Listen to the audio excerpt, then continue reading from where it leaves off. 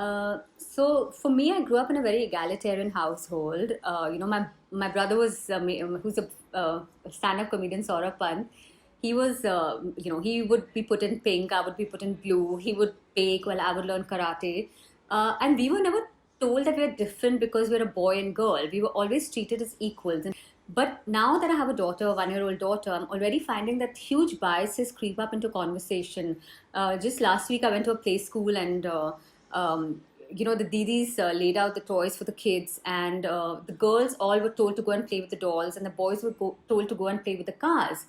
And it amazes me that despite being in the 21st century, from the time a boy and girl are so little, 1 to 2 years old, we're already prescribing gender boxes and putting them into that. So, there's this beautiful quote by the Nigerian novelist Chimamanda Adichie that says that masculinity is a small hard cage and we put our boys in it. And I think we also do that with our girls. We keep telling them how they should behave because they're girls. We keep telling our boys that they can't cry, they can't dance, they can't be sensitive, they can't wear pink. And we tell our girls, we prescribe the same kind of gender stereotypes to our girls. So I wish that in the 21st century we weren't having this conversation. But I do hope for the future generation, for my daughter, for all our daughters, that these things change and we build an egalitarian society where boys and girls are treated as human beings and not known by their gender.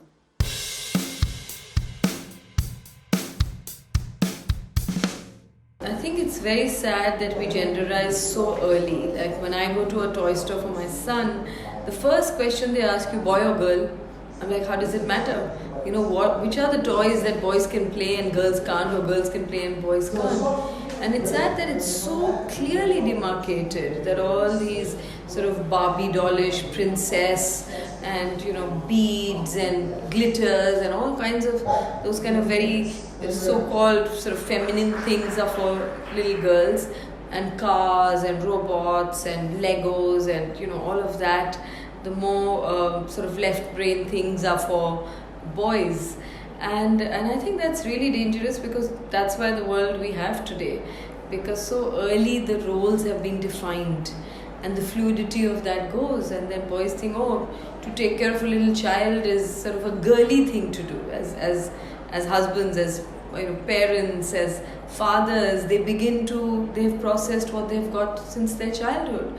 Or girls then don't go into those fields later on in the years when they grow up, like whether it's engineering or whether it's going to spaceship work or whatever, what we traditionally think is a very male oriented things. They sort of go in for more things that have a nurturing quality, which is a good thing, but nurturers can be both men and women, and you can have that kind of a left brain the girls can have equally. You don't have to have pink and blue, all colors belong to all genders. So I think it's very dangerous, and we have to really be careful that we don't sow these dangerous seeds in our children's minds, and we allow them to just see what they naturally gravitate towards. We don't have to start pushing them in any one direction.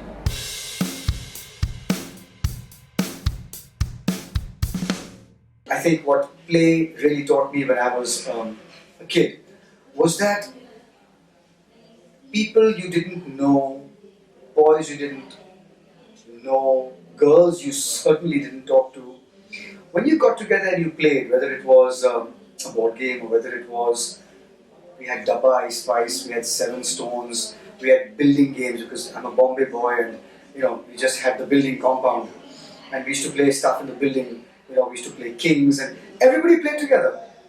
And so without even thinking about it, whether it was Monopoly, if it was Monopoly or if it was Scrabble or if it was Pictionary, there was a complete melting of gender and of social hierarchy. So I have a house in the mountains and there were no kids around except the kids of the people who used to work in our home. Somebody used to cook, somebody used to clean, and those kids are kids that you would normally never mix with. But you had to play. So you went out there and you played Gilli Danda for hours. Or you went on treks walks and you plucked apples from the trees and that's the stuff you did. Doing all that physical activity by the sheer nature of the fact that you have to get along to have a good time dissolved barriers like that.